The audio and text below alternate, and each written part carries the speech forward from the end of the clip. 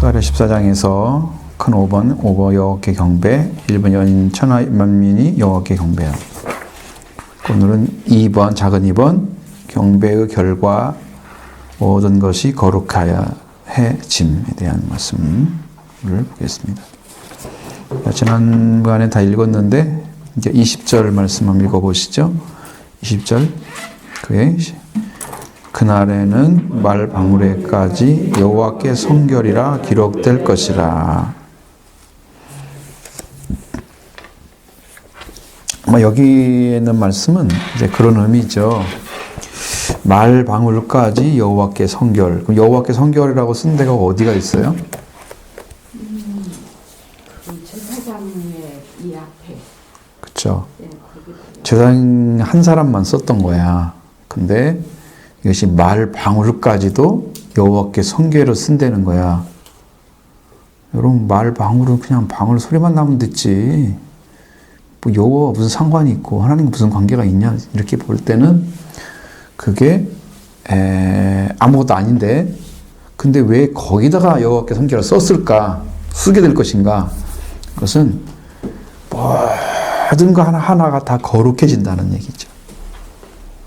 그 놀라운 비밀이 하나님께서 거룩하게 구별해서 여호와 하나님 관계가 완전해지는, 그래서 이것은 모든 것이 거룩해진다.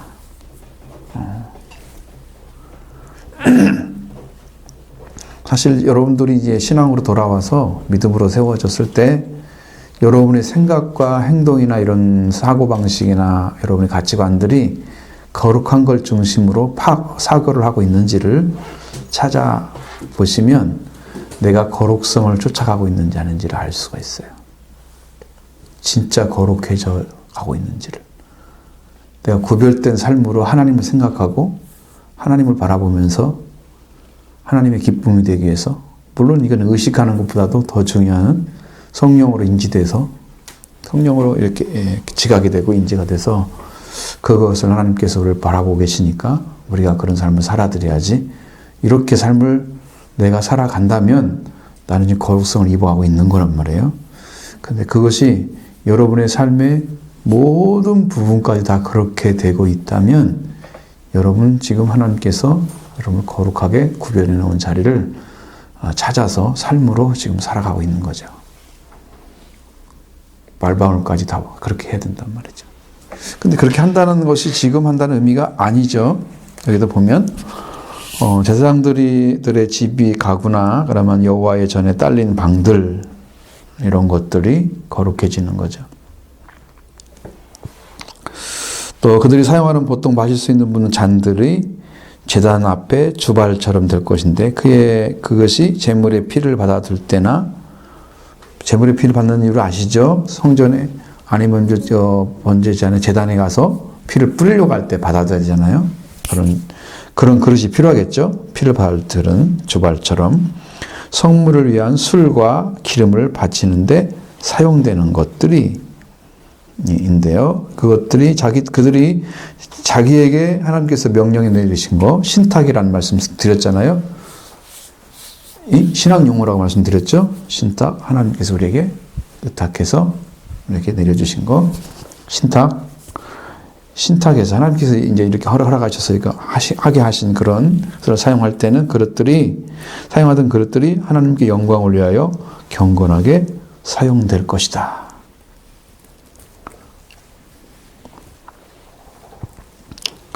그리고 이것이 아주 절제 있고 그리고 온건하게 사용될 것이다. 하나님께 사용하시는 방식은 그렇죠. 이게 하나하나가 정말 깨끗하고 정결하게 사용되죠. 더러운 거 쓸 수가 없잖아요. 우리도 밥을 먹을 때 좋은 그릇보다도 깨끗한 그릇을 쓰잖아요. 금은 그릇을 갖다 내다 쓰고 그러면 금은 그릇은 너무 아까워가지고 한 번 쓰고 넣어놓고 한 번 쓰고 넣어놓고 그렇잖아. 그게 좋은 그릇이 아니야. 정말 좋은 그릇은 매번 쓰고 써도 계속 쓸 수 있는 그릇이 좋은 그릇이죠. 응? 그렇잖아. 그러니까 그것처럼 하나님께서 우리에게 하나님께서 만드신 그런 성전에 사용되는 그 그릇들 하나하나도 다 필요에 따라서 만들었기 때문에 그 용도에 맞게 절제 있게 잘 사용해야 된단 말이에요. 그럼 우리들의 심령은 또 하나님 성전이잖아요. 거룩한 영이 거하시는 여러분의 심령 속에 또 거룩한 성령이 계시니까 이 거룩한 것이 계실 수 있도록 여러분의 삶을 올바르게 온전하게 살아드려야 되는 거예요. 그분을 의식하지 않고 사는 삶은 굉장히 부정한 삶이에요. 부정한. 여러분 성경에서 부정한 것들은 어떻게 돼 있어요? 제사 드릴 때 어떤 게 부정하다 나와 있죠? 그건 제사 용품에 사용될 수 없는 거잖아요. 우리의 성품이 우리가 쓰임받는 우리 안에서 부정하게 만들면 하나님의 영이 역사하지 않아요. 떠나버리기 때문에. 더럽히면 안 되고, 또 우리 이제 성령을 소멸하지 말아야 되고, 여러분이 성령이 오셔가지고 여러분 안에서 기쁨을 주고 감사하게 하고 사랑이 넘치게 하고 평화를 누리게 하는데 많은 부분, 이제 그것이 이제 열매가 되어지면 성품으로 나타나죠. 우리 안에 성품이죠. 그게 성령의 열매 나타나면 여러분 안에 그게 자리를 잡고 딱 있단 말이에요. 이런 걸 더럽히면 안 되겠죠. 더럽히면 안 되는 거예요. 그리고 그들은 자신을 위해서가 아니고 그리고 하나님을 위해서 그들의 식탁과 잔에 넘치도록 채워진 것을 바치게 될 것이다. 하나님을 위해서 여러분들이 사용된다면 얼마나 좋겠어요? 여러분이 가지고 있는 것들이 하나님이 귀하게 여긴다면 여러분 보세요. 성경에서 나귀를 타고 가신다 그러잖아요. 나귀를 타고 예루살렘 성에 들어갈 때 사용됐단 말이에요. 나귀가. 그 나귀가 선택된 거잖아요. 얼마나 놀라운 일이야. 여러분, 우리가 예수님이 이게 역사 안에 들어와서 그 제자들을 선택했을 때 그 선택한 사람들이 다 똑똑하고 잘난 사람들이 아니고 뭐 어부도 있고 세리도 있고 막 그러잖아요. 이상한 종류의 사람들이 많이 다. 그런 사람들이 다 똑똑하고 잘나서 선택된 게 아니고 주님 선택해서 된 것이기 때문에 그게 얼마나 귀하냐 그 말이야. 누가 그걸 하지 말라고 하라고 결정할 수 있는 권한이 없잖아요. 내가 그때 태어나가지고 그때 제사가 될 걸, 그러도 안 되잖아. 할 수 있는 게 아니잖아. 그러니까 우리는 그런 것에 대해서, 하나님이 하시는 것에 대해서 긍정으로 받아들이고, 그 다음에 말씀을 주신 것에 대해서 우리가 지금, 오늘날 우리가 그걸 제대로, 이 땅에 살아가면서 이걸 질서대로 제대로 하나님께 드려지고 있는지, 삶이, 이런 거 정말 잘 파악하셔야 돼요. 드려진 거 신앙 쪽에서 우리 잘 바라보고 하나하나 우리 삶 자체를 그렇게 거룩하게 하나님께 드려져야 되고, 그래서 제사장의 가족들은 일상적인 행동도 특별히 경건한 성품을 맞게 행해야 된다. 그렇게 말씀하고 있어요. 여러분에게 말씀하셨잖아요. 예수 그리스도에서 요한계시록에도 말씀하신 것처럼 그의 피로 우리를 그의 왕국과 제사장을 삼으시고, 여러분이 제사장이잖아요. 제사장이 그때는 영적 제사장을 의미하는 거지, 지금처럼 이렇게, 지금 제사장은 없죠. 천주교, 그러니까 가톨릭에서는 제사장의 의미를 더 중시 여겨서 의식적인 것을 통해서 구약적인 방법을 더 많이 사용하고, 우리 개신교에서는 신약적인 방식으로 말씀을 중심으로 성례전 조금 있고 그렇죠. 그래 의식이 중심이 아니고 우리는 말씀이 중심이고 거기는 의식이 중심인, 그래서 의식을 하려고 하면 제사장이 필요해서 그들을 사제라고 한단 말이에요. 제사장 연결 똑같은 말이잖아요. 사제 제사장 할 때 그렇게 부른단 말이에요. 우리는 그렇게 안 부르죠. 그렇게 부를 수가 없죠. 왜냐하면 강조점이 다르기 때문에 그런 거예요.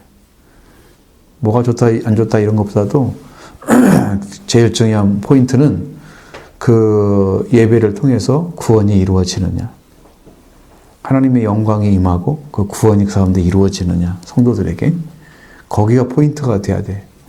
근데 이제 어떤 맞춤형처럼 마치 천주교는 무슨 봉사를 중심으로 하는 삶을 살게 만들. 그래서 옛날에 펠라기우스주의라고 그랬어요. 공로주의.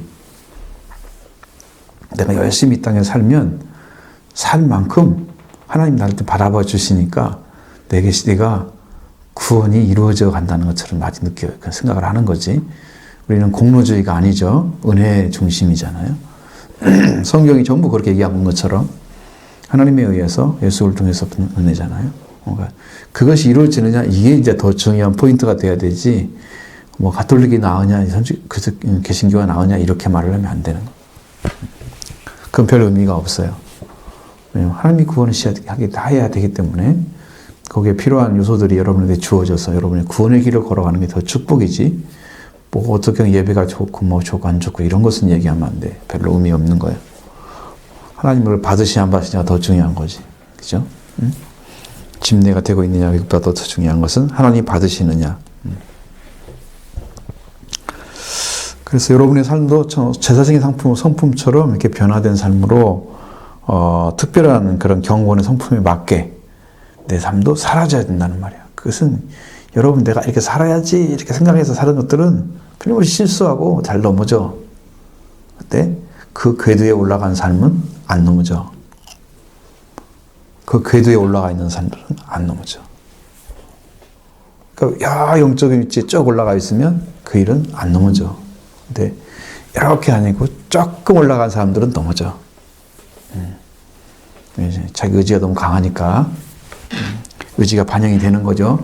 신앙생활 속에서도 내 생각도 반영이 되고 말씀에 의한 삶보다도 더 중요하게 여겨지는 것들이 많이 있기 때문에 넘어지는 거예요.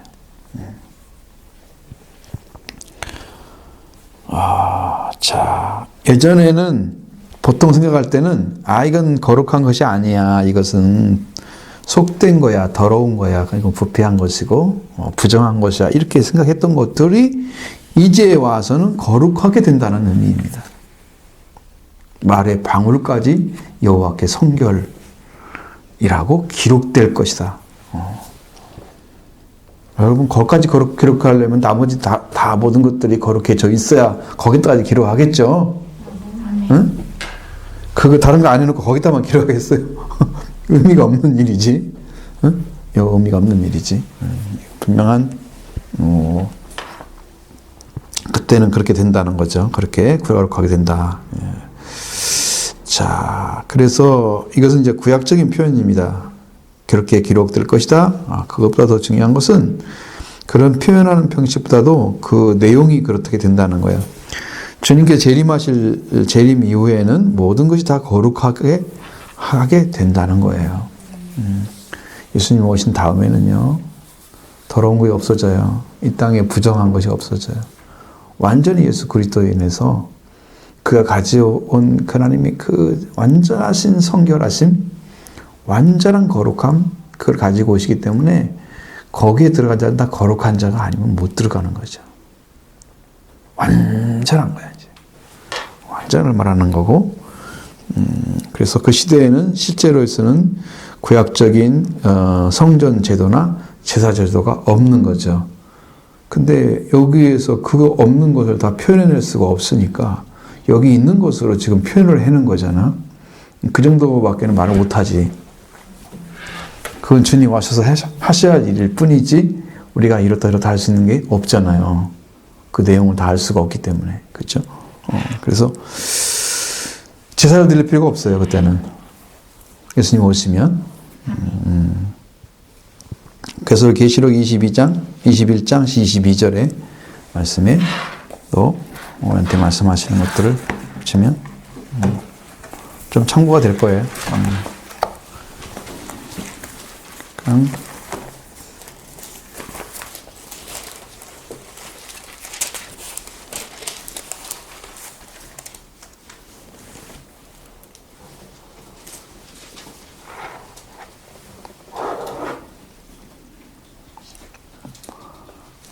(21장 22절)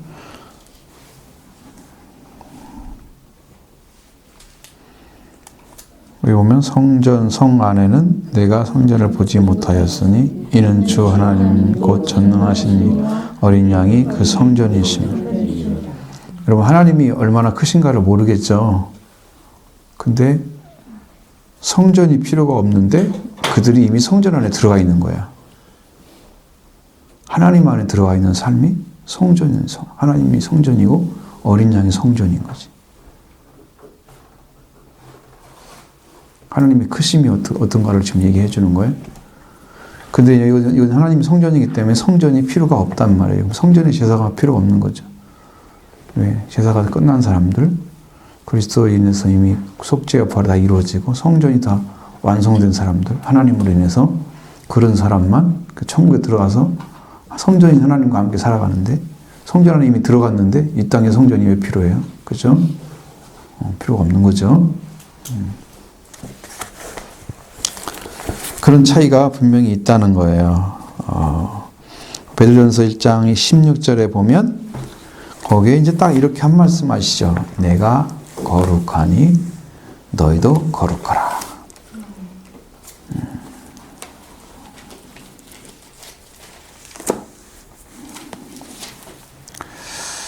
16절에 보면 기록되었을 때 내가 거룩하니 너희도 거룩할지어다 하셨느니라. 그러니까 하나님으로 구분된다고 하는 것은 하나님으로 인해서 여러분이 지금까지 얻지 못했던 거룩성을 다 회복하게 될 거예요. 우리는 다 잃어버렸거든요. 하나님 우리를 성별에 세우셨는데 말씀으로 딱 세워서 하나님 말씀만 지켜가면 산자로 삶을 살도록 세워놨는데 그 자리를 떠나버렸기 때문에 사람은 그거 다 잃어버렸어요. 그래서 나중에 성령으로 떠나시잖아요. 하나님의 영은 말씀으로 이룬다고 그랬죠. 법으로 오셔서 이미 주어진 거예요. 그러니까 그 말씀과 상관이 없었던 사람은 아무도 없었을 거 아니에요. 왜냐하면 아담과 그 아내밖에 없었기 때문에 그 둘에게 말씀을 줬다면 다 준 거잖아요. 그렇죠? 세상의 모든 사람 다 줬는데 하나님을 떠나는 자녀들이 태어나서 가인의 후손들이 하나님을 떠나는 자손으로 싹 번성하면서 나중에 그렇게 된단 말이에요. 거기 이제 또 이상한 사람들이 많더라고. 가인의 아내는 누구예요? 그러니까 가인 그 당시 아담이 낳았던 자녀가 누군가 가인과 아벨밖에 없었을까요? 라고 질문하면 거기에 딸들도 있었을 거라 생각을 한다 이 말이야. 그 두 사람만 딱 쥐어서 얘기를 한 거지 성경에서. 그러면 가인이 누구를 통해서 자녀가 생산됐겠어요? 그잖아요. 그럼 그것도 무슨 말이 이상해지겠지, 그죠? 그다음에 가인이 아벨이 죽고 나서 또 누구 줬어요? 줬죠. 그럼 그건 누구야? 아내가 어디 있어요? 아내가 있을 거 아니야. 그러니까 아담으로 통해서 태어나서 사람들은 거기에 많이 있었다는 거야. 둘만 딱 낳은 게 아니라는 것이고, 그 다음에 아벨이 주니까 또 하나 나가서 세 사람밖에 안 낳았다. 그런 의미가 아니라는 거지. 성경에 기록되지 않은 게 더 많아. 성경에 기록된 게 더 적어. 역사가 얼마나 길은데 몇 마디로 다 그냥 끝나버리면 그 나머지 숨겨진 것들은 하나님이 우리한테 주고 싶은 게 아닌 거지.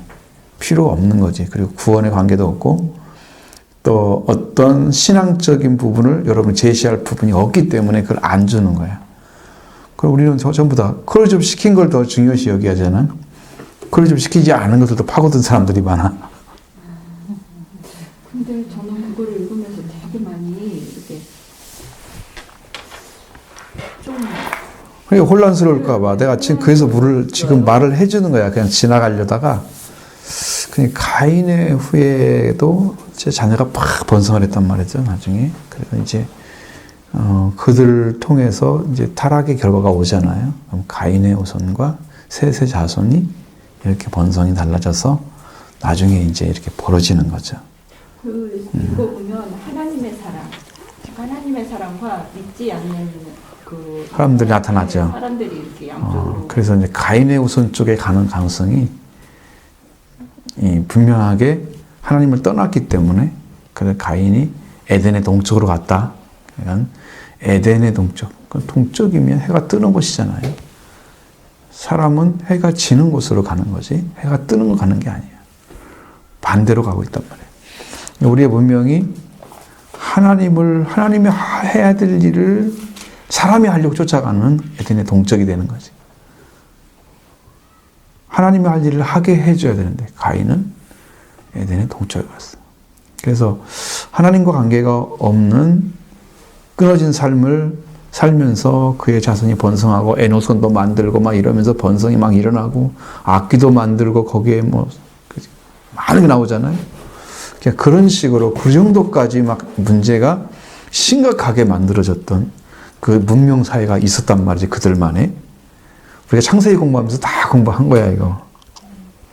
근데 진짜 이것도 쇠잡이지, 전부 다. 그 창세기를 다시 공부한다는 얘기가. 그래서 그런 부분을 그렇게 생각하셔야 된다고. 없는 게 아니었고, 기록되지 않은 거다. 어쨌든 이렇게 생각을 하시면 더 바르게 읽게 되죠. 그러면 내가 거룩하니 너희도 거룩할지어다 라고 하신 것은 우리가 하나님의 거룩성을 받아들여서 여러분도 거룩함에 참여하는 자 되게 한단 말이에요. 그게 복인 거죠. 아멘. 하나님이 구별해서 이건 세속이고 이건 하나님 거야 라고 딱 구별해 놨어요. 근데 우리는 세속에 살고 있기도 하고 하나님께 살고 있기도 하고 그런단 말이에요. 일단 땅에 사는 사람들은.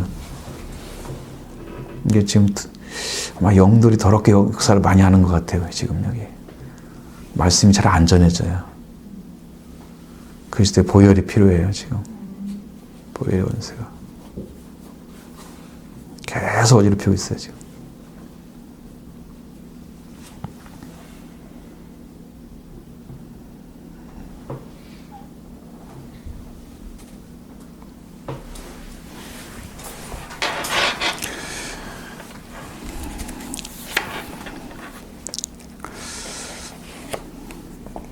그래서 여러분 예배를 드릴 때 예배의 특징이 뭘까? 예배는 무엇을 중심으로 드려야 되느냐? 자, 여러분 하나님 것은 어떻게 해야 돼요? 하나님께 드려야 되죠. 가이사의 것은 가이사께 드려야 되죠. 아멘. 그러잖아요. 그러니까 우리가 하나님께 예배 드리면서 드려지는 것들, 그 거룩성이다. 이제 거룩함에 의해서 구별되는 거예요. 잘라지는 거예요. 이거 하나님께 드려야 할 것 하나님께 드려야 되고, 아벨처럼 양의 새끼와 그 기름으로 하나님께 드려 하나님 받으시고, 가인처럼 자기가 원하는 땅의 소산물을 가지고 하나님 받으시라고 드리고. 그러니까 이건 구별하지 않은 거죠.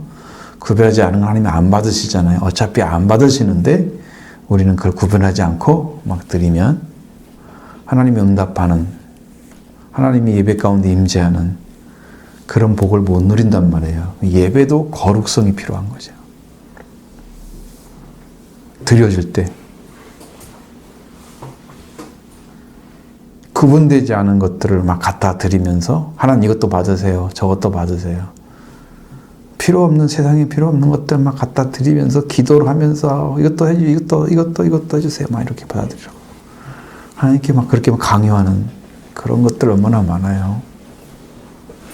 세속화되어진 것들, 하나님께 받으시지 못하는 것들을 드리면 안 되는 거죠. 그게 예배 아닌 거죠. 예배는 거룩성이 회복되어야 된다.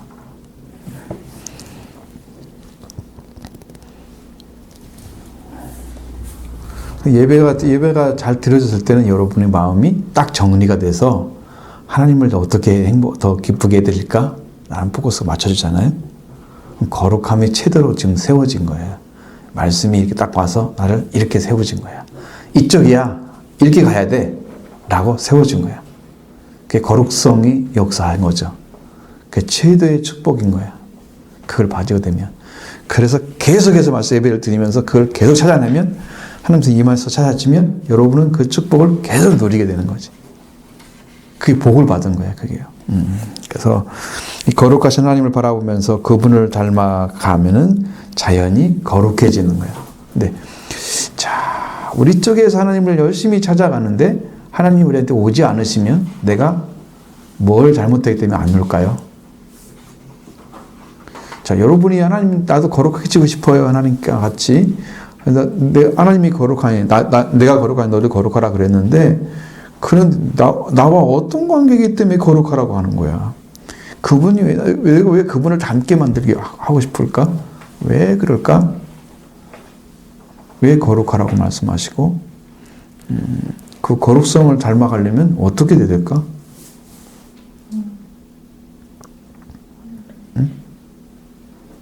그러니까 하지 못한 거를 회개하고 그러니까 하나님은 거룩하면 반대로 부정하는 거고 그치? 부정한 거니까 그런 부분들을 회개를 하고 속죄함을 얻어야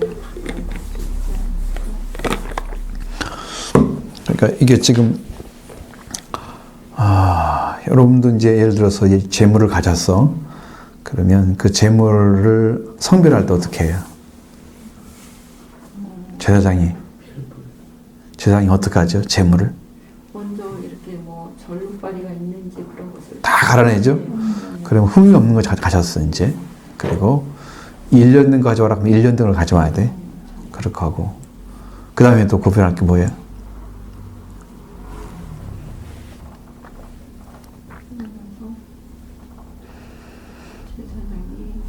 그것이 제사장이 그를 통해서 그를 잡잖아요. 그러면 제사장 손에 넘어갈 때부터 거룩하면 된 거죠. 하나님 받으실 제물로 받아들이신 거예요. 그 다음에 거기다가 자기 죄를 위해서 기도를 하잖아요. 죄를 정가시켜서 그걸 잡아서 드리면 하나님 받으시는 제물이 되어지는 거죠. 그러니까 거룩함이라는 것은 결국은 더러운 것이 우리 안에 있는 죄들이 악한 것이 죽어지면서 사라져야만이 되기 때문에 그래서 성경에서 하나님께 가는 길을 열어놓는 방식은 번제가 중심이거든요. 다 태워버리는 거죠. 태워버리면 뭐가 바뀌어요? 채워드리면. 그렇죠. 아예 그 가지고 있던 성질이 사라져 버리잖아요. 고기나 뼈나 뭐 무슨 창자나 뭐 다 똑같이 그냥 사라져 버리잖아요. 죄가 돼가지고. 그렇게 내가 가지고 있던 죄성이 죽어버리면 그렇게 하면 하나님 받으시는 거지. 형태는 다 죽었는데 뭐만 남았을까요? 제사를 드리고 나면? 뭐만 남았을까요? 제사를 드릴 때 뭐가? 번제를 할 때 뭐가 나와요?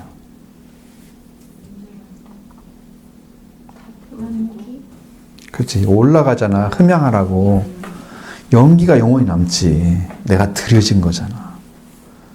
형태는 다 사라져 버렸어. 그러니까 이 향이 어떻게 하나님께 올라간다고 하나님이 그를 맡으신다고 그랬잖아요. 그러니까 하나님과 우리 관계가 그 제사를 통해서 형태 모든 게 사라졌는데 그 태운 것의 증거가 뭐냐면 연기, 불과 연기. 그리고 나중에는 죄가 남잖아요. 근데 죄로 형태를 가질 수는 없는 거니까 그건 없다고 생각하고 불과 연기가 남는 거예요. 태워진 불 있죠? 연기 있죠? 그래서 하나님을 받으시는 거예요. 거룩한 불로 그걸 완전히 태워서 하나님께 올려드리는 거예요. 그럼 나머지는 싹 죽었는데 살아있는 거 하나만, 연기, 그것만 살아있는 거야. 하나님 받으시는 거지. 우리도 완전히 죽어버리면 여러분이 거기서 나오는 여러분이 가지고 있는 영혼, 이것만 살아있는 거잖아요. 하나님께로부터 우리가 속죄함을 받고 살아있는 혼이 되면 성령이 오시잖아요. 그러면 영혼이 되잖아요. 그 영혼이 된 상태가 구원받은 사람이 되는 거예요. 우리나라 성경은 어디 찾아봐요. 잘 찾아보면 네핏이라고 써 있어도 영혼이라고 써 있고, 루아우라고 써 있어도 영혼이라고 써 있고, 영과 혼을 구분하지 않았어요. 근데 대부분 그 킹제임스 성경에는 구분해 놨어요. 여러분 읽어보면 딱 나와요. 그렇죠? 정확하게 네샤마 이런 것들은 전부 거기다 썼단 말이야. 혼이라고 썼단 말이야. 인간편에 있는 거예요. 사람이 창조될 때 육과 몸, 이제 혼으로 창조된 것처럼 거기에 하나님의 영이 임해야 영혼이 되는 거란 말이에요. 그렇지 않으면 다 혼만 있는 거예요. 혼은 다 죽어서 올라가긴 하지 죽지 않는 물체라고 써 있단 말이에요. 우리 한글의 성경에도 성경이 아니라 한글에도 그 비물질적인 거라고 써 있단 말이에요. 결국은 정신적인 것들 다 포함해서 뭐 넋이나 아니면 그런 말로 다 포함되고 정신 이런 것도 다 거기다 포함되어 있어요. 그런 것이 혼이란 내용 안에. 그러니까 우리 가지고 있는 지금 우리 육신으로 가지고 있을 수 있는 하나님 영이 아닌 모든 것들이 다 합쳐서 혼이라고 하면 돼요. 응? 정신 부분까지 합쳐서 그 다음에 하나님의 영이 임하면서 다른 거예요. 오님은 거기서부터 하나님과 우리 관계가 만들어지는 거야. 근데 영이 어떻게 임하냐? 말씀으로 임하는 거예요. 그래서 아담과 하와가 하나님 말씀을 받았기 때문에 그들이 하나님 관계가 맺어져서 산자가 된 거죠. 그들에서 하나님의 말씀이 오셔서 그들이 영이 이제 영혼이 된 거예요. 혼이 이제 영혼이 된 거죠. 완전하게 살았어요. 산자가 됐어요. 그래서 하나님께 그 맡겨있는 축복을 다 누릴 수 있었던 건데 뱀의 침범에 의해서 현혹되어지고 말씀 버리는 상황에서 그럼 그 가졌던 것들을 다 빼앗겨버리고 아마 그렇게 됐으면은 이제 동산 뒤에 가서 숨었잖아요. 동산나무 뒤에. 그때부터 그들은 이미 하나님의 영과 관계가 끊어졌어요. 말씀을 말하지 않잖아요. 뭐 하나님이 잘못했고 여자가 잘못했고 나는 잘못한 게 없다고 얘기하는 아담의 모습부터 보여지잖아요. 그러니까 벌써 자기 죄가 아니라고 죄를 지적하면서 그렇게 핑계만 대고 회개하지 않는 사람으로 떨어지면 이게 이제 아담의 최후의 그 모습인데 그러니까 우리가 영으로 돌아오지 않으면 우리는 육과 혼을 가진 존재는 하나님과 관계 안에 들어갈 수가 없게 되는 거죠. 그래서 영이 와야만이 생명이 살아나고 생명이 살아나게 되면 우리 안에 영적인 생명이 살아나게 되면 그의 삶이 하나님 안에 사는 삶으로 변화가 이루어지는 거예요. 그러면서 거룩성이 회복되기 시작하는 거죠. 그 전에는 잘 몰라요. 거룩하게 사십시오. 믿습니까? 아무리 해봤자 그때만 대답만 하는 거야. 거룩함은 하나님이 거룩한 걸 알아야지 거룩해지는 거야. 내가 하나님께 태어났으니까 하나님의 자녀가 되는 거지. 하나님의 거룩성을 하나님으로 태어났기 때문에 거룩성이 찾아지는 거지. 육신에 가진 사람들이 어떻게 거룩성을 찾아? 이게 다 헛된 설교지 그게. 다 강요지 강요. 회개가 들어와서 빨리 속죄함 받고 이렇게 이러저러 거룩함을 들어가라는 길을 찾아주는 게 훨씬 빠르지. 다른 길은 없는데. 응? 근데 이제 하나님 안에 하는 예수 그리스도가 오시게 되면 그 거룩성이 어떻게 된다? 그냥 이미 들어간 사람만 거기에 가 있기 때문에 거룩성을 그냥 가지게 되는 거지 우리가. 응? 그래서 하나님을 닮아지게 되는 거고 하나님을 닮아진다는 것은 그의 씨앗이 같다는 거예요. 말씀으로 태어났다는 거죠. 말씀이 이제 영이라고 말씀드리잖아요. 그러니까 똑같죠. 구약이나 신약이나 영이 임했을 때 말씀, 율법이 임했다. 그 말씀도 하나님께서 선포하신 거잖아요. 똑같은 거예요. 말씀이 임해서 여러분의 말씀이 살아있으면 여러분이 지금 영으로 살고 있는 거예요. 아멘. 충만한 거가 다른 거지. 그러나 보통 사람들도 성령을 받고 살아야 되거든요. 뭔가 나는 말씀에 의해서 움직이고 있고 살고 있으면 성령으로 살고 있는 거예요. 그게. 말씀이 나를 움직이니까. 내 뜻대로 하기 싫고 말씀에 따르고 싶어. 성령이 나를 인도해 주시니까 그렇게 하고 싶죠. 자연스러운 것입니다. 자, 그런데 이제 구약 제사장에게서 더 19절, 20절 말씀보다 충격적인 말씀은 존재하지 않을 거예요. 여러분 19절 보면은 애굽 사람이나 이방 나라 사람이 혐악절을 지키러 올라오지 아니하는 자는 벌을 그러하니라. 재앙을 내린다고 그랬죠. 올라오지 않는 사람들은, 초막을 지키지 않는 사람들은 비를 내리지 않는다 그랬잖아요. 근데 갑자기 20절에 들어가면 뭐라고 돼 있어요?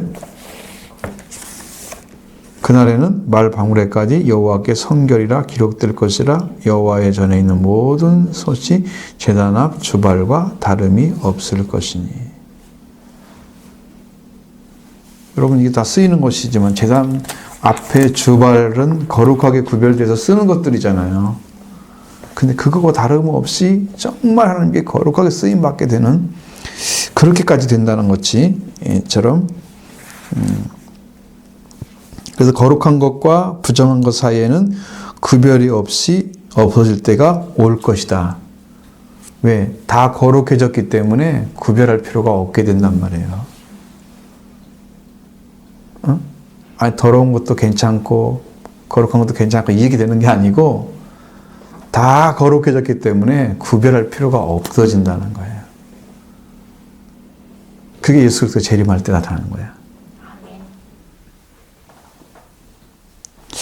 그렇게 거룩하게 산 사람만 들어가죠. 그래서 성령을 받은 사람이 들어가는 거예요. 거기는 왜? 영이 거룩하잖아요. 거룩한 영이라는 뜻이잖아요. 성령이라는 의미가 거룩한 성자를 쓰니까 원래 홀리 스피릿이잖아요. 홀리 스피릿. 그러니까 우리가 그렇게 하나님 안에 들어간 자들이 되었을 때 이제 거기에 들어온 모든 것들은 모든 자들과 함께 성한 것과 부정한 것에 거룩한 것과 부정한 것 사이에 구별이 없을 때가 온다. 그런데 시온을 침략한 자들은 도구였던 말들도 대제사장의 두견처럼 거룩하게 될 것이다. 여러분이 보있잖아요. 여호와께 성경을 썼잖아요, 제사장이. 또 여기 이마에도 이렇게 써 있어요, 이렇게. 여호와께 성결. 히브리어 썼지 한국어로 쓴 게 아니고. 거기 가면 한글이 주어가 되면 우리가 편하게 할 텐데 천국에는 그런 말이 아니잖아. 천국의 말은 성령의 언어니까 성령 가진 자는 다 통하는 언어예요. 성령 없는 자는 없지. 거기 가면 그 나라 가면 성령으로 말을 할 테니까. 자, 출애굽기 27장에서 36, 38절에 거기에 이제 제사장을 이렇게 구별하는데 두건이 있잖아요. 머리에 쓰는 그것을 할 때 거기다 이름을 쓰라고 그랬어요. 여호와께 성결이라고 쓰라. 그것처럼 다 성결한 자가 될 것이다.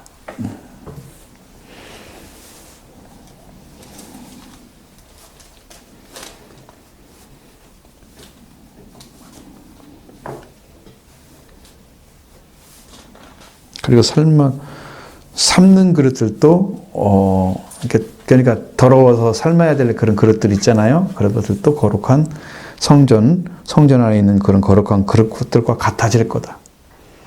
여러분 땅에 옛날에 그랬나요? 여러분 우리가 동으로 만든 그릇들을 닦아내는 걸 열심히 했잖아요. 이들을 보면 반짝반짝하게 유기를 해가지고 그런 것들을 썼잖아요.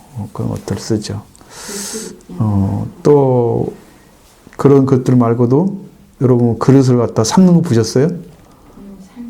옛날에는 그랬단 말이에요. 지금은 그런 거 못 보잖아요. 거의 다 잘 나오니까 그런가 모르지만 예전에는 그게 삶았어요. 우리 어렸을 때는 그걸 본 적이 있단 말이에요. 그러니까 그런 그냥 잘 사는 집 못 사는 집이 아니라 그렇게 했었던 거지. 여기도 성경에도 이런 것이 이제 삶는 그릇이 있고, 근데 거룩하게 이미 준비된 그릇과 똑같이 그것도 여기에 받게 된다는 거죠. 이거 유대인과 이방인 그리고 깨끗하고 더러운 것 사이에 차이점이 없어지는 거예요. 그래서 여러분 중간에 막힌 담이 헐어지고 이방인과 유대인 사이에 담이 있었잖아요. 성전에. 그 담이 헐어지면서 유대인과 이방인이 하나가 돼서 성령으로 아버지 하나님께 나가게 했다. 그것이 여기서 이제 나오잖아요. 에베소 성경에. 그렇게 이루어질 거란 말이죠. 그렇게. 그러니까 유대인과 이방인의 차이가 없어져 버리는 거예요.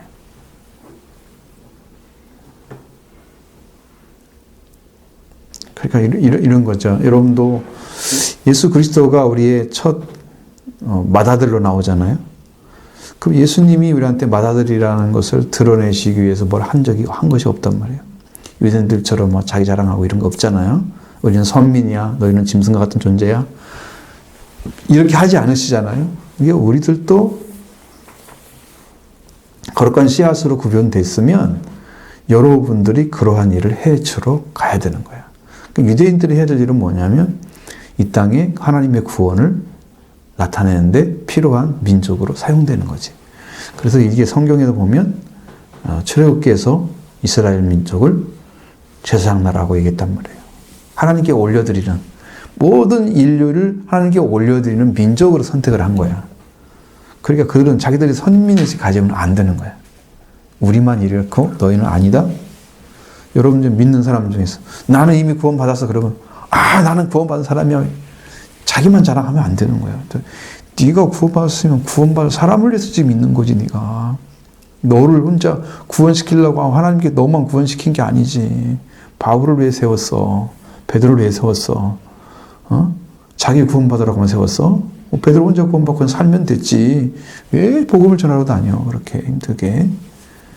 그게 목적이 아니잖아 하나님께서. 그러니까 여러분의 거룩성이 회복되고 은혜를 받게 되면 여러분도 그렇게 이루어져야 된단 말이에요. 그러니까 유대인들처럼 그렇게 하면 안 돼. 여러분도 구원받았다고. 알지도 못하면서 이제 너 구원 안 받아도 돼. 이렇게 하면 안 되잖아. 당신도 구원 받아야 돼. 당신도 구원 받아야 되는 거지. 왜? 하나님이 이 땅에 사는 사람 중에서 멸망의 길을 걸어서 죽음에 가까웠다 할지라도 하나님은 그때까지도 구원시키를 원하시는 거예요. 죽음 앞에 있는 사람도 구원되기를 원하시는 거예요. 근데 살아있는 사람한테 하물며 너는 구원받을 때 그렇게 하면 되겠냐고. 땅에서. 그 생명이 얼마나 귀중한데. 한 생명이 영원토록 지옥에 가서 그 고통 받으라고 지금 그렇게 말을 해주는 거예요? 자기가 들어가지 그럼 차라리. 최악이잖아 그거. 그죠? 바꿔 생각하면 최악이죠. 내가 거기 들어갔다 나게 봐요. 그런 말 하면 안 되겠지 우리는 입에서. 모든 사람이 어떻게 해야 돼? 다 구원을 받아야 되는 거야. 아무도 멸망하기를 원하지 않으시는 거죠. 회개하기를 원하시는 거죠. 회개해야 돌아오죠. 돌아와야 속죄가 이루어지고 부활이 이루어져요. 그것이 아주 중요한 포인트예요. 구약의 성경에서 계속 하나님께서 말씀하시는 이스라엘 민족을 향한 하나님의 뜻은 뭐냐면 너희가 내게 돌아와라. 악한 자는 악을 버리고 불한 자는 그 불을 버리고 여호와께 돌아오라. 돌아오라는 게 그 말씀의 준 포인트야. 다 회개가 지금 거기에 다 숨어져 있단 말이에요. 그 나와 관계 회복하자는 거예요, 하나님은. 그게 하나님의 마음에서 애타고 있는 그 부르짖음이었어요. 이사야를 읽어보면 그게 막 계속 반복되는 거지. 애타고 있는 하나님의 모습이 그대로 보이는 거지. 근데 그 음성이 들리냐고 말이야. 읽는 사람들이 그걸 모르고 있잖아. 하나님 마음을 아는 사람이 얼마나 되겠지만. 어쨌든 그래서 이방인과 유대인이 어떻게 해요? 구별이 없어진다는 거야.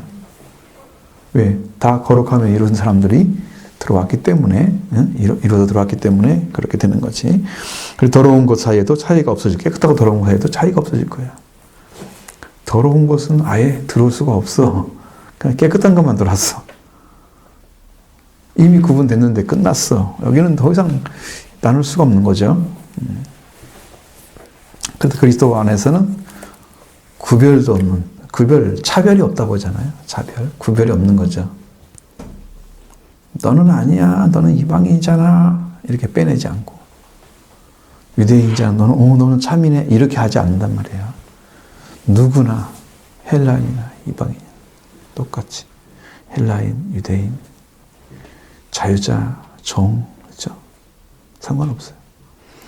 지혜자나 수디아인이나 동일하게 하나님은 동일하게 차별 없이 우리를 대하신다. 왜?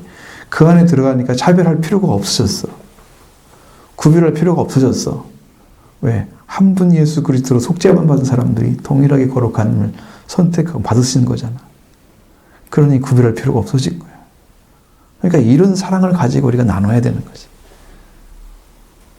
서로 관계를 만들어가고 사랑이 불타오르도록 성령의 역사를 구하고, 그러니까 세워지는 역사를 우리가 행해야 됩니다.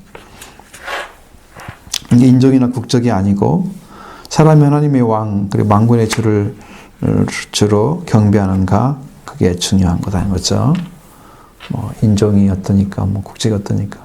여러분, 뭐 어차피 여러분도 우리도 서양 사람이 봤을 때, 믿는 자들이 봤을 때도 우리는 너무 미신적인 민족이었고 필요 없는 이상한 그런 것을 많이 가지고 있는, 신 아닌 존재를 신이라고 믿고 있는 그런 존재들이었어요. 그러면 우리가 그런 종교에 속해서, 아니면 우리가 하나님 알고 있는데 하나님 외에 다른 종교를 만들어 놓고 그들이 그 종교를 섬기고 있어. 그들도 신이 있다 생각하고, 아니면 뭐 부처가 되었는가 하고, 어쨌든 간에 그렇게 해서 간단 말이에요. 나름 그게 맞다고 생각하고, 또 그렇게 살아가는 것에 대해서 불만이 없어. 근데 우리 그리스도인들은 이 구원의 깊은 소식이 알아져서 여러분의 불타오르고 있다면, 여러분은 그렇게 아직 구원을 모르는 형제들을 바라보면서 어떤 심정이 펼쳐져야 되겠어요, 내 안에? 그들을 극진히 사랑하고 불쌍히 여기는 심령이 올라와야 정상인 거죠. 그들은 구원을 모르는 거죠. 참 구원을. 예수 그리스도로 인해서 구원을 모르는 거죠. 그래서 모든 사람들이 하나님을 왕으로 섬기고 있느냐, 만군의 주 여호와로 섬기고 있느냐, 그 돌아온 사람만 그걸 알 수 있단 말이에요. 하나님이 얼마나 크신지, 낳은 받은 자가 낳은 자보다 클 수가 없듯이 우리는 하나님을 능가할 수가 없는, 하나님께 경배해야만 대상으로 창조된 인간인 말이에요. 피조물이란 말이에요. 자기 위치를 찾게 되면 하나님이 보여. 내 위치를 잃어버린 사람들은 하나님이 안 보여. 그래서 죄인인 거지. 내가 그분이 하나님이고 나는 구원받을 대상이고 나는 죄인이고 멸망받을 대상이고, 그분이 영원히 살아있는 생명을 가진 분이라, 이게 구분이 안 되니까, 이분이 크신 분인 걸 모르니까 요청하지 않는 거잖아. 내가 교만한 자리에 서 있는 거고 내가 죄인 자리에 있는 거니까. 그래서 안 보이는 거란 말이야. 찾아가기만 하면 그분 앞에 당신이 구원자고 나는 구원을 받을 대상임이라고 고백할 수 있는 자리를 찾아내면 구원을 받을 수가 있는 거예요. 그게 회개가 이루어진 사람인데, 지금 하나님 그걸 찾고 있는 거고, 그걸 만나서 여러분에게 그 은혜를 나눠주기를 원하는 거죠. 아멘. 살리기 위해서 지금도 계속해서. 그리고 은혜 받게 되면 성장하는 모습이 보이잖아요. 영적으로 성장이 막 보이고, 구별된 모습이 보이고. 만군의 주가 여호와 이제 경배가 되는 대상으로 막 바뀌어지는 거예요. 그게 문제인 것입니다. 자, 작은 1번 넘어갔죠. 20절. 그 다음에 작은 2번. 작은 2번이죠. 거기 보면 제목이 여호와의 전에 가나안 사람들이 더 이상 있지 않음. 21절 보겠습니다. 예루살렘과 유다의 모든 솥이 만군의 여호와의 성물이 될 것인 줄 제사 드리는 자와 와서 이 솥을 가져다가 그것으로 고기를 삶으리라. 그날에는 만군의 여호와의 전에 가나안 사람이 다시 있지 아니하리라 하시니라. 아멘. 그러니까 가나안 사람이 다시 있지 않는다. 만군의 여호와의 전에 가나안 사람이 있지 않는다고요.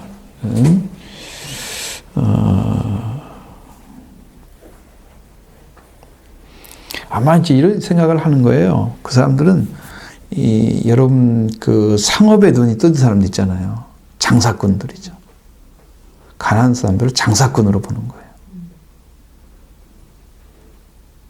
그 당시에는 상업이 많이 발달한 상태지. 지금보다는 뭐 물론 지금처럼 완전히 발달한 생각은 아니지만, 그 장사꾼이 다시는 있지 않을 것이라 생각할 수도 있는데, 왜냐하면 때로는 가나안 사람들을 그렇게 표현했어요. 가나안 사람 장사꾼들이라고. 성전 안에 장사꾼이 있으면 되는데요. 예수님이 쫓아내죠. 매매하는 자들 다 쫓아내죠. 돈 바꾸는 자들 다 쫓아내죠. 환전상들 있을 수 있는 것이 아니죠. 그리스도 성전 마당에 팔고 사는 자들을 내쫓을 때에 이 말씀이 이루어졌다고 생각을 하는 거예요. 가나안 사람 다시는 있지 아니하리라. 예수님이 못 다니게 했잖아요, 성전을. 그리고 마지막 예수님이 속죄를 이루셔서 자기가 성전이 되신 거잖아요. 그 다음에 이게 땅에 있는 성전이 필요가 없었던 거예요. 왜냐하면 거기서는 완전한 제사를 드릴 수가 없고 제사를 드리는 연습만 계속 한 거지. 응? 제사를 했던 사람만 조금 하나님의 은혜로 구원을 그 영적인 그 회복의 역사를 좀 맛보고 그랬던 거지. 이방인들이 날마다 와가지고 제사 드릴 수 없잖아요. 그죠? 엄청난 차이죠. 지금은 성령으로 다 갈 수 있잖아요. 예수님의 속죄도 성령으로 오시고 부활도 성령으로 오시고 성령 충만도 성령으로 오시고 영으로 다 오시는 거예요. 지금은. 왜? 영이 혼이 살아나려면 죄가 없어지잖아요. 우리 죄가. 그 죄가 없어지기 위해서 피가 필요하죠. 그 다음에 혼이 살아나서 완전 하나님 관계가 회복되는 데는 부활이 필요하잖아요. 여러분, 난 살았어, 이제. 하나님과 관계 맺을 수 없는 사람이 이제 죽었다가 없어졌어, 죄가. 근데 이 없어진 사람이 어떻게 돼야 돼? 하나님이 창조할 때 사람으로 돌아왔겠죠. 타락한 사람은 하나님 자신을 알 수도, 창조주를 모르잖아. 육과 혼이 있어도 창조주를 중심으로 하는 것으로 못 사는 것은 혼이 죽었기 때문이지. 죽었단 말은 하나님 관계에서 죽었단 말이지. 그 혼이 죽었다는 의미는 이 땅의 혼은 죽지를 않아요. 인간의 혼은 죽지를 않는단 말이에요. 비물질이라고 세상 사람들이 이해를 하고 있어. 우리가 정확히 알고 있어요. 세상 사람들도 비물질적인 존재야. 그러니까 그는 죽지 않는단 말이에요.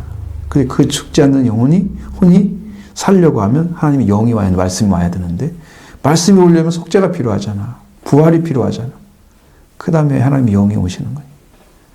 그 길을 걸어간 사람만 거기에 그 산자로 살아갈 수 있잖아요. 자, 그렇기 때문에 그리스도께서 성전 마당에 있는 팔고 사는 자들을 내쫓으실 때에 이 말씀이 이루어졌다라고 생각을 하는 거예요. 예수님이 그게 성전에 더 이상 다니지 못하게 했다는 말이 마가복음에 나오거든요. 금했다. 그러면 성전을 폐했다는 것이거든요.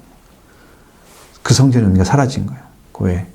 나중에 예수님이 돌아가실 때 법궤 위에 피가 떨어져야 되잖아요. 그 법궤 위에 피가 떨어진 흔적을 찾아냈단 말이죠, 지금. 지금 그것은 이제 여러분의 예전에 제가 올려드렸던 것에 나와 있을지 모르는데, 예수님이 피를 발견했단 말이에요. 예수님의 피를. 그거 보니까 차들이 많이 다니는 어떤 길가 옆인데, 거기에서 예수님이 십자가에 못 박혔는데, 거기에 보면 이 에레미야 동굴이라는 곳에 성전이 파괴되면서, 여러분 성구가 어디 들어갔어요? 바벨론으로 갔잖아요. 갔죠? 돌아오긴 했지만 완전한 게 아니에요. 그때 뭐가 없었냐면 법궤가 없었어요. 갔어도 법궤는 가지 않았어. 하나님이 누구를 통해 숨긴 거야. 그게 에레미야 동굴에 있었던 거지. 그걸 찾아냈단 말이에요. 어떤 학자에 의해서. 학자가, 그 사람은 성경적인 사람이지 학자가 중심인 사람이 아니야. 신앙적인 사람이에요. 성령의 이끌림을 통해서 찾아내고 거기에 피가 묻어있던 걸 발견했는데, 그 피를 가져다가 이스라엘에 가서 그걸 분석해봐라. 어떻게 생겼는데, 그걸 다 찾았는데 살았다고 말씀하고 있고, 염색체는 여성 염색체만 있다고 지금 얘기를 해가지고, 그러면 분명히 한쪽만 있는 사람은 여자로 인해서 잉태하지 않은 사람, 남자로 인해서 잉태하지 않은 사람이 여성 염색체만 있었으니까, 그러면 여자의 후손이 된단 말이에요, 그분이. 그러니까 예수 그리스도가 여자의 후손인 거지. 그래서 이제 성전은 더 이상 필요가 없게 되어지고, 그 예수 그리스도의 보혈로 씻음 받았던 그 은혜만이, 법궤에 떨어져서 영원한 속죄가 이루어진 그 은혜만이 우리에게 필요하게 된 거죠. 그게 이제 우리한테 필요한 거야. 그러니까 최후에는 그게 나타날지 모르죠. 이스라엘 민족이 그걸 또 끄집어내가지고 돌아오면서 세계 위에 법궤를 딱 발표하고, 여기 예수의 피가 떨어졌다고 선포하고, 예수가 메시아라고 딱 선포해버리고, 자기들도 돌아와 버리면, 그때가 마지막 예수님 오실 때가 딱 되는 거지, 이제. 그때 마지막 전쟁이 딱 일어나겠죠. 3차 전쟁이 일어나겠죠.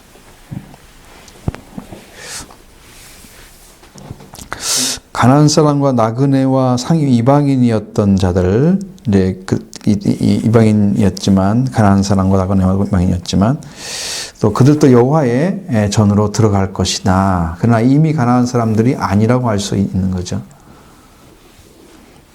왜? 그들이 이제 돌아오게 되면은 가나안 사람은 아니죠. 내가 이방인인데 내가 하나님의 아들이 됐어. 나는 이스라엘 민족의 핏줄과 아무 상관이 없는데 내가 하나님의 아들이 됐어. 그러면 내가 무슨 근거로 하나님 아들이라 그래요? 응?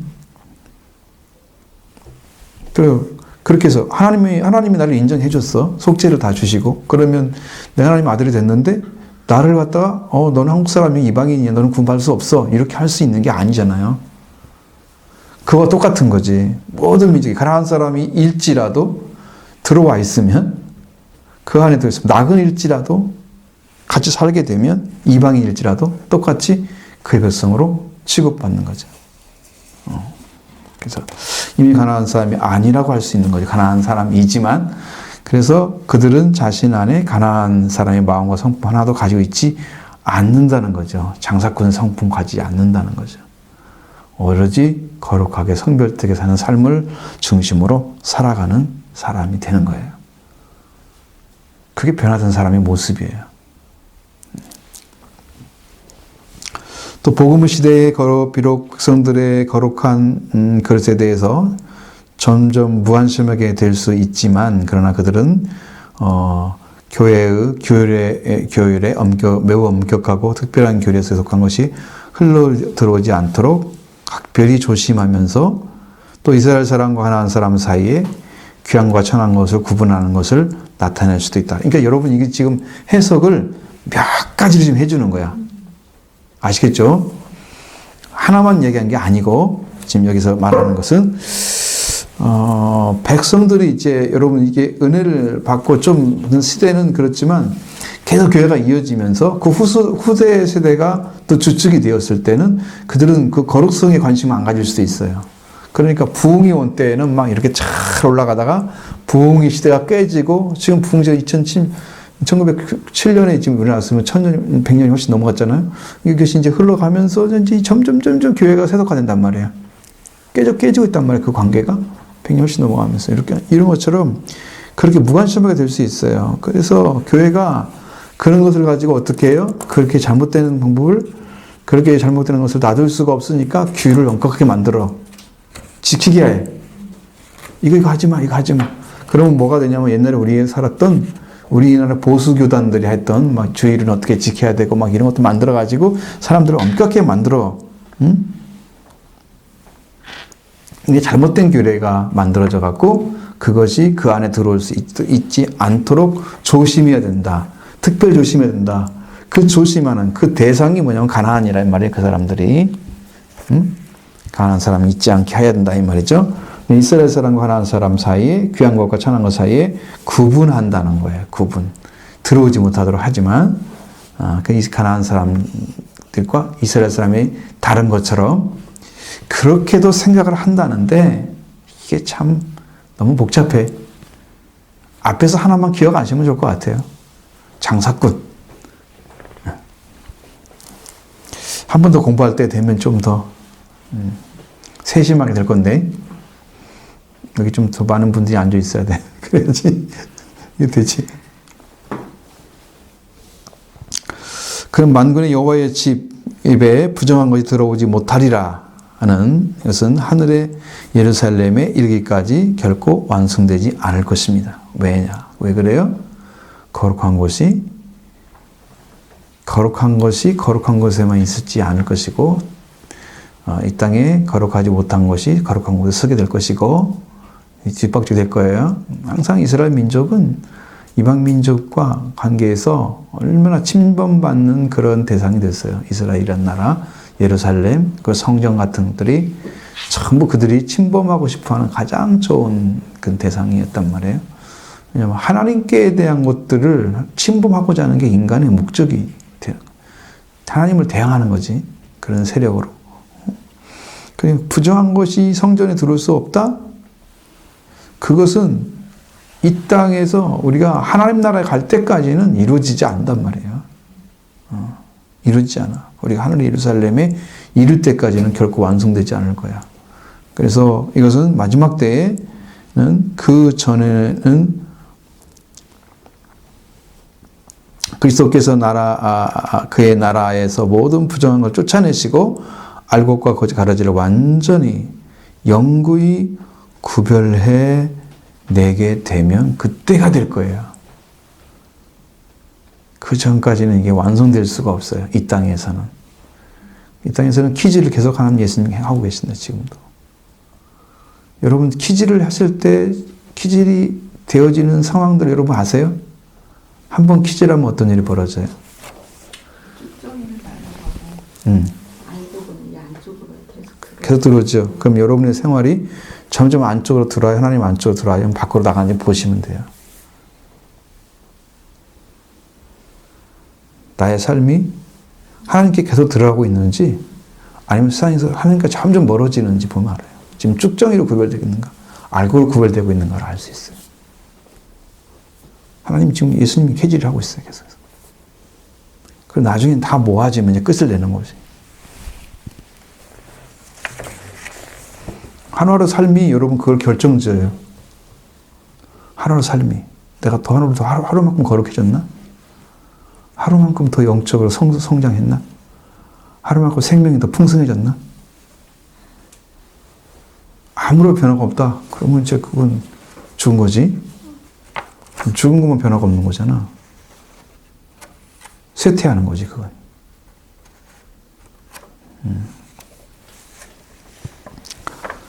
자, 그러면 이제 가나안 사람이란 말은 죄와 저주 아래 있는 자를 가리킵니다. 창세기 9장 25절. 가나안은 뭐라고 써 있을까요?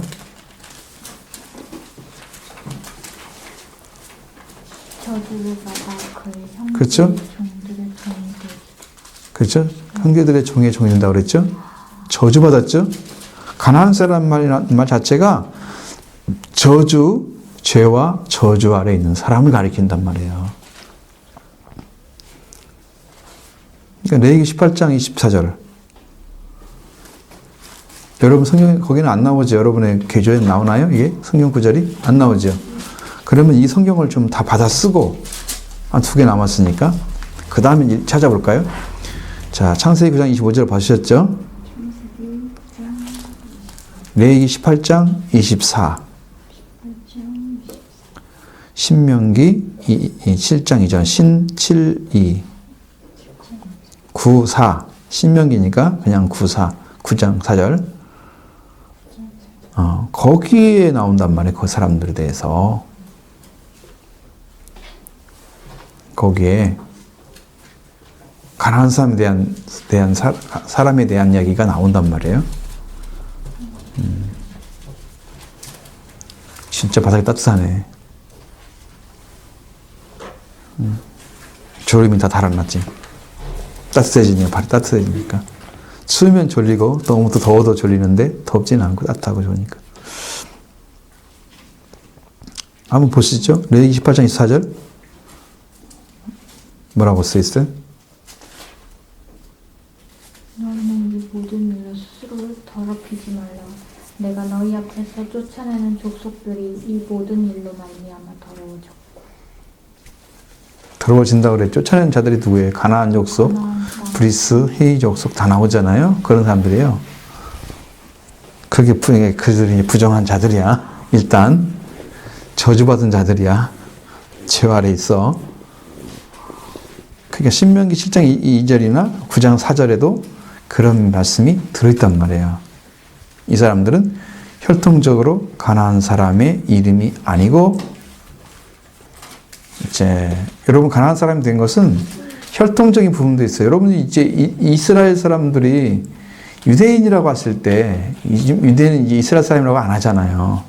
유대인이라고 하잖아요. 유대인이라고 했을 때 자, 내가 이방인을 입양을 했어. 유대인 부모들이. 그럼 그 사람들에게 철저하게 유대인의 사상을 심어줘.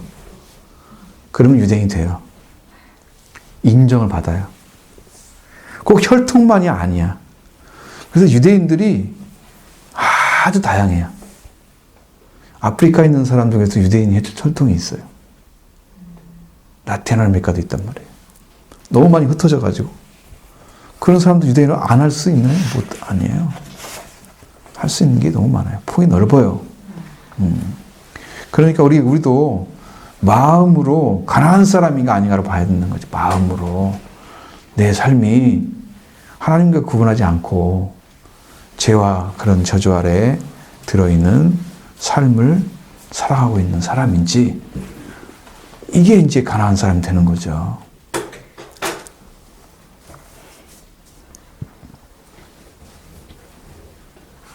그래서 주님의 재림으로 세워진 영광세계가 되면 그런 사람은 전혀 있을 수가 없게 된다는 거예요.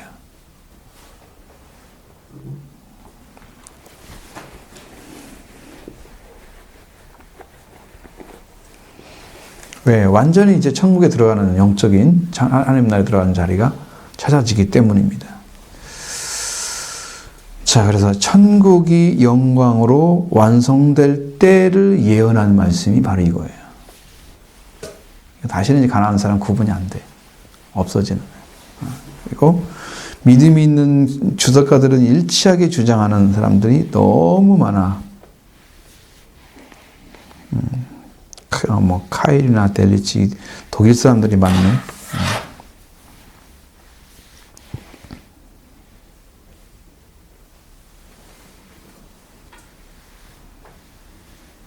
이 주석가 중에서 이제 카일과 델리치히란 사람이 썼던 그런 성경에도 그런 내용이 나오는데, 뭐 이런 것들 책을 찾아보면 뭐 영어 주석 갖다 읽겠어요? 어쩌겠어요? 그냥. 자, 그렇게 하고, 하나님은 예수 그리스도를 통해서 죄인된 만인과 화해를 하셨다. 대체로 화해를 하는 사람들은 누가 화해를 해야 돼요? 서로 용서하는 사람. 잘못한 사람. 누가 먼저 가는 것이 원칙일까요? 진짜 이게 양심적으로 바라본다면, 피해자를 자기가 피해를 입혔으니까 가해자가 가서 화해를 해야 화해가 이루어지겠죠. 피해자가 내가 잘못했어요, 그렇게 하기는 좀 이상하잖아. 지금 그렇지. 내가 잘못했는데 이제 잘못했다고 하면 어떻게 되겠어? 막 이상한 일이 벌어질 거란 말이에요. 상상이 안 되는 일이 있잖아요. 그런 것처럼. 근데 하나님께서 왜 예수 그리스도를 통해서 우리한테 화해를 신청하셨을까요?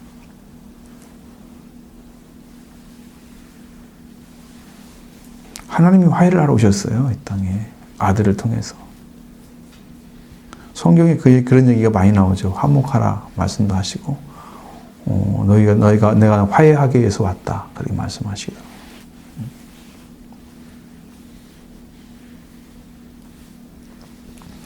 사람이 예를 들어서 이런 거예요. 여러분들은 저와 여러분들 똑같은 동일한 건데, 역사 안에 하나님의 개입이 안 되면 이 역사는 이미 타락한 상태에 있었기 때문에 인간은 하나님을 향해서 갈 수 있는 길을 다 잃어버리고 살고 있었어요. 그래서 하나님이 개입해야만 그 문제가 해결돼요. 타락한 거고 멸망되었던 그 사람들의 구원의 문제가 해결돼요. 그래서 하나님이 우리한테 손을 내밀은 것인 것이죠. 우리가 죄를 지었음에도 불구하고 우리는 어떠한 종교나 사상을 가지고도 하나님을 찾아갈 수 있는 그 길이 이미 끊어진 상태에 있는 거예요. 불가능하단 말이에요. 불가능.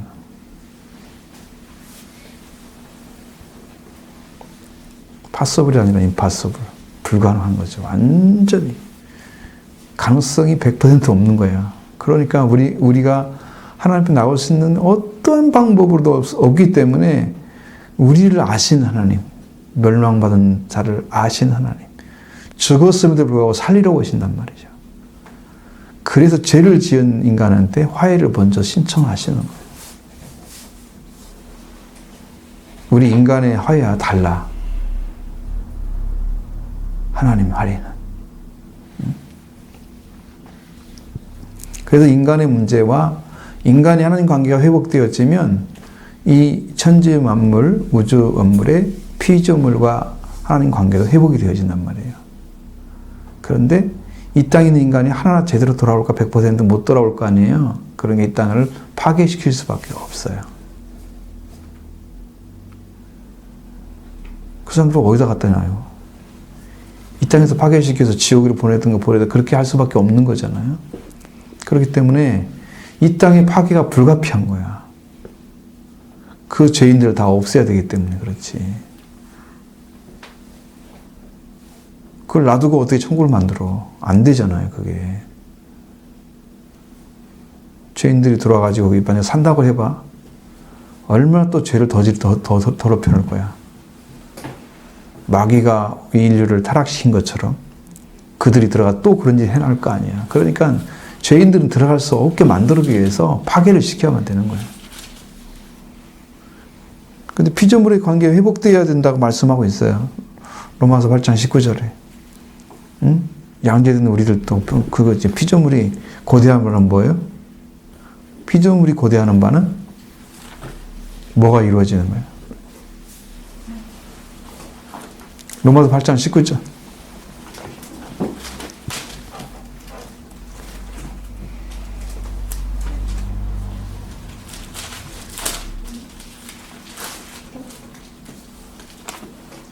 피조물을 고대하는 바는 하나님의 아들들이 나타나는 것이. 그 하나님의 아들들이 나타나서 하나님의 아들들을 위해서 피조물이 하나님 관계가 회복되는 것을 말하는 거예요. 그들이 원하는 거예요. 세상의 만물들이. 근데 지금 하나님의 아들로 올라온 사람들이 안 되잖아. 많이 안 되잖아. 저는 천국에 가서 사는 사람들이 굉장히 적을 것 같아요. 수없는 사람들이 다 천국 간다고 믿었지만 제대로 예수를 못 믿어서 그분의 구원에 손에 닿지 못하고 생명 얻지 못한 자들이 무더기 있을 거거든요. 근데 이제 그래서 이 땅은 이제 불가피하게 그렇게 할 수밖에 없는데 구원을 예수 그리스도로 영접하면 누구에게나 그 구원의 문이 열려져 있어요.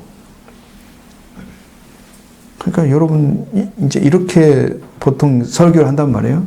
당신 예수를 믿었으니까 구원 받았습니다라고 설교를 하죠. 개인으로 다 따져갖고 물어보면 당신 구원 받았습니까? 라고 물어보면 구원 받았다고 하는 사람들이 별로 없잖아요. 그러면 이제 어떤 문제가 생겨요? 교회는 천국에 들어가는 문을 열어주기 위해서 예수 그리스도를 증거하는 그런 하나님이 그 목적으로 세웠는데 그래서 내 교회를 내 반석 위에 세우겠다 그러고 지옥의 분이 그를 지옥의 게이트가 이기지 못하게 하시겠다. 음부의 분이 이기지 못하게 하시겠다고 얘기를 하시면서 이 천국에 세우는데 여기서 지옥에 가는 사람을 만들어내면 어떻게 지옥에 가는 문을 막아버려야 되는 것이 우리가. 예수가 그리스도시고 하나님 아들이라는 그 고백이 살아있는 고백이 나와서 베드로가 고백한 것처럼 하나님을 알게 하신 그 고백이잖아요. 그 고백이 우리 안에 와서 우리들도 그 자리에 서야 하잖아. 산자가 돼야 될 거 아니에요. 교회가 그것을 목적으로 해서 일을 해야 되는 거죠. 예수 그리스도를 영접하는 사람들에게는 이게 다 열려져 있어요. 구원의 문이. 그를 영접하기 때문에 그를 찾기 때문에 그런 거예요. 근데 이제 그래서 스가랴 14장의 메시지가 요한복음 3장 16절로 18절 말씀과 연결이 돼 있어요. 여기가 요 부분이 이미 21절까지 읽었잖아요.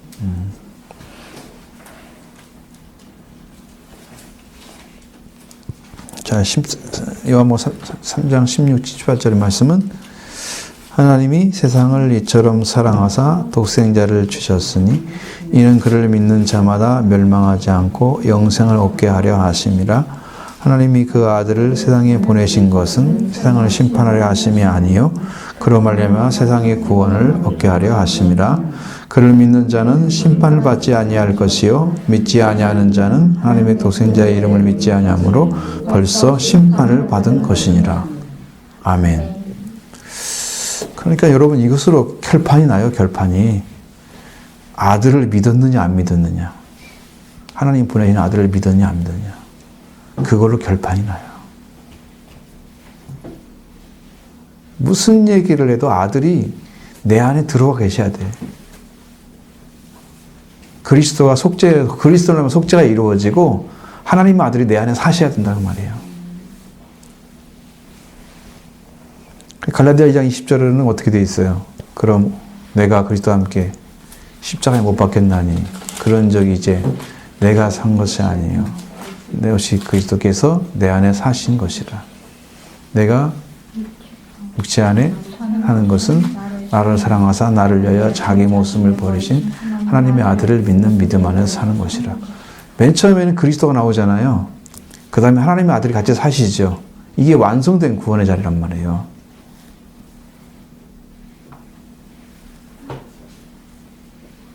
하나님의 아들이 내 안에 살아 계시.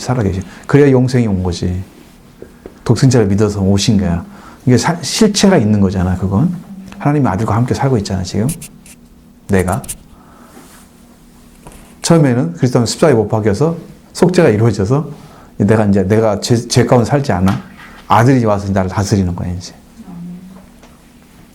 그래서 내가 아들과 함께 살아. 그게 이제 구원이 이루어진. 그리스도에서 사신 하나님의 아들이 이루어진 상태란 말이야, 그게. 주는 그리스도시고 살아계신 하나님의 아들이라. 그 고백이 이루어진 거란 말이에요. 그 사람이 사는 거지. 그러니까 이 말씀도 이제 동일하게 하나님의 아들을 보내신 목적은 그를 믿는 자마다 멸망하지 않고, 그러면 진짜 믿었으면 어떻게 해야 돼? 멸망은 지금 이제 다 그 앞에서 제거된 거죠. 그 영생을 얻게 하려고 그렇게 하신 거다.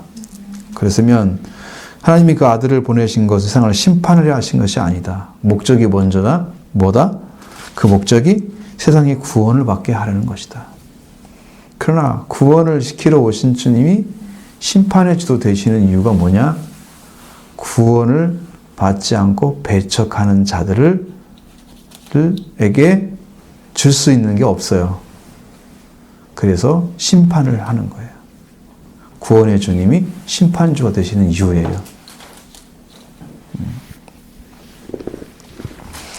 그래서 믿지 아니한 자는 하나님의 동자의 이름을 믿지 아니함으로 벌써 already 이것이 아니고 이미 하나님 동자를 내가 믿으라고 그랬잖아. 근데 네가 네 마음대로 믿든 안 믿든 네가 안 믿었어.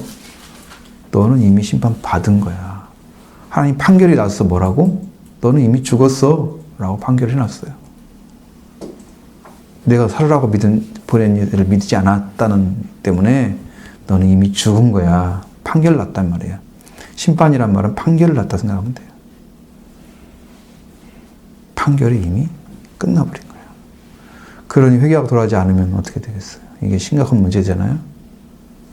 그러니까 지금 예수를 영접하라고 하는 것이 어떤 축복을 주기 위한 거냐? 이렇게 예수 그리스도를 통해서 멸망이 사라지고 구원이 이루어지는 축복을 받게 하기 위해서 그런 거예요. 그래서 지금 그 자리를 세워주려고 그런 거죠. 조금만 더 하면 되겠는데, 거듭되는 희망과 좌절과 예언의 현실적인 부조화를 경험하면서 스가랴 예언자를 통해서 우리에게 말씀하시는 묵시적 종말론은 역사의 의미는 지금이 아니라 종말, 그날에 판가름 난다는 사실을 일깨워주고 있다. 여러분 사실잖아요. 희망과 좌절이 예언의 현실과 부조화, 예언을 하신 말씀과 이게 지금 조화롭게 이루어지지 않아. 어떤 것은 이게 맞는 것 같기도 하고 어떤 건 안 되는 것 같기도 하고 이렇게 참 정확하게 이거다라고 꼭 집어 말할 수 없는 그런 것들이 너무 많아. 그러니까 부조화를 경험하죠. 말씀대로 안 이루어지는 이런 것들을 경험하죠. 스가랴를 통해서 우리에게 준 것은 자, 그 역사가 그때는 이렇게 될 거라고 말씀하셨지만 안 이루어진 것이 더 많잖아요. 그럼 언제 이루어지냐? 그날에 이루어진다 그 말이야. 그날. 지금은 아니지. 그날에 판가름 난다는 거예요. 그날에 되면. 반드시 이루어질 거라는 거죠. 그래서 이런 묵시적인 것은 내세신앙을 갖고 있는 성도들은 결코 죄악으로 오염된 현실 상황에 좌절하거나 자포자기하지 않도록 역사 속에서 인내를 가져야 한다. 왜? 반드시 그날이 오기 때문에. 그날에 여러분에게 보상을 해줄 거예요. 끝까지 믿고 승리한 자들은 보상을 해줄 거야. 그러니까 그것 때문에 우리가 믿고 있는 거야. 만약에 이것도 거짓말이야 그러면 우리는 진짜 이건 속았지. 너무나 속았지. 제대로 속았지. 근데 내 안에 이 구원의 은총을 입고 구원의 삶을 살고 있는 우리가 생각할 때는 속을 일이 없지. 응? 속을 일이 없지. 이거 와 있는데 지금 와 계신데 왜 속겠어요? 그럼 담초 한 시간만 남았습니다. 이게 마지막 중인데요.